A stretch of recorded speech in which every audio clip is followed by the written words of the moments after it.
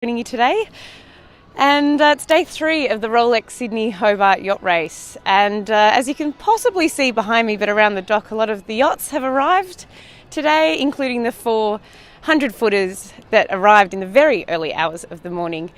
So I was a little bit ambitious yesterday, Crosby, with my punt, hoping that it was going to be a record-breaking race. It wasn't.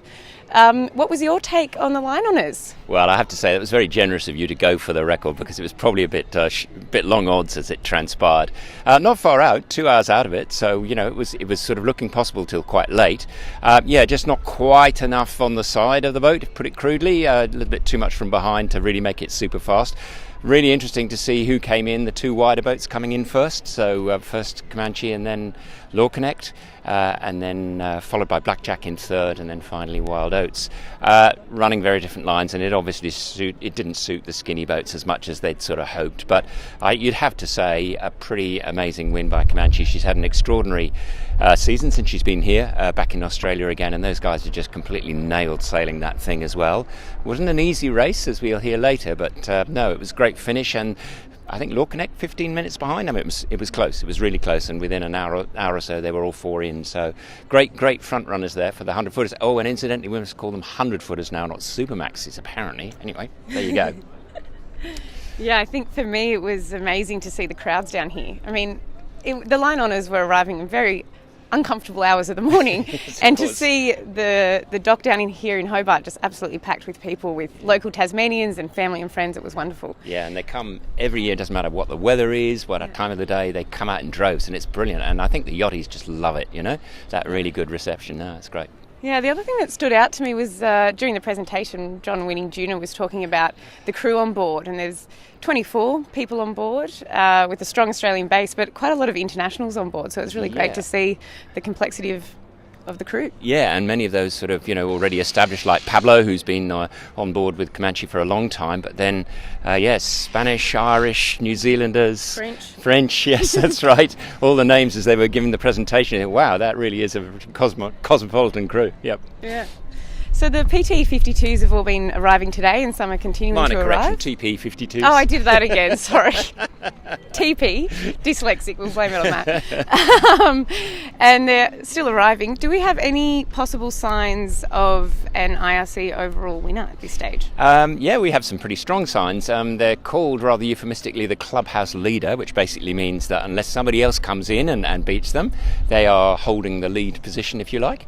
And in this case, it's Sam Haynes Celestial, and that's a really extraordinary thing. If he gets it, that is pretty amazing, because he was deeply disappointed with the protest last year, which wiped him out, even though he'd actually finished first overall, and to come back the following year and then nail it again. I mean, the odds are quite long. You get so many things that can go wrong on this race, and to do that, if he does do it, that's really exceptional. We had a good chat with him earlier. I might talk a little bit about some of that as well. Yeah, great. Well, it's absolutely howling down here today. We're about to get blown away off the dock. Hair going everywhere, tags going everywhere. Yeah. What's the weather like out on the race, and how's the rest of the fleet faring? Well, the word from the guys coming in this morning, especially from the TP52s, was extraordinary, because they were probably doing their fastest downwind running just sort of off the bottom end, coming down towards Tasman Light. And there was just, you hear the description as just water solid across the deck, as one of them, Billy Merrington, said on Guaylo, across the deck, under the deck, in our clothes. It really was full bore. And that's pretty epic racing. To be able to control a boat of that much speed in those sorts of conditions is extraordinary. Then, having got round the corner, they got absolutely smacked. A big nor'wester. We woke up this morning, it's a howling nor'wester. It's still going now. They were getting 45, 50 knots in massive gusts, really controlling that boat. It's hard work. So when we saw them coming up to the line, I think Whisper even had a storm jib on as well. So yeah, it was a tough gig. Yeah, it's tough even watching them try to come into the dock. They're getting blown all over the place. That's right, they were. Yeah, good use of engine power and a certain amount of speed in those things. You can't go slowly. There's too much windage there. We're just getting blown all over the place. Yeah. Yeah, absolutely. Is there anything else that you wanted to talk about the technical side of today's race so far? Yes, I do actually, because what came out of the TPs answers a few questions that some people posed us, in fact, on Facebook. I think Paul Murphy asked a really good question, and very observant, Paul, to notice that when we took a picture of Warrior 1, the American Pac 52, owner calls it a TP 52, but whatever. that they were coming straight at us when we were in the chopper, and somebody observed quite rightly when they're triple heading that their second inside headsail was actually on the tack was slightly to weather. Excuse me, my tag's taking off here. Shows you how windy it is. And so we asked Chris Sheehan what that was about, because I think I've seen that before. And fundamentally, what it allows you to do is just gets a little bit more leverage. So if you watch the way the sail is curved, and I think Mark Bradford talked about this in the interview that we had with him last year, it just gives a little bit more lift there. And I asked Chris, and I said, that's a fixed footing tack on the deck. You presumably only do that if you know you're just going to get one long run for hours on hours. And he said, yeah, most of this race was port tack. Stick it on there and holds it down. So there you go, Paul, well observed, and that's probably broadly your the answer to that one insofar as we can answer that. The other thing was that I was quite surprised to hear from Rob Greenhouse, who said that they were quad heading. Somebody asked that question as well. So that means 4 sails in front of the mast.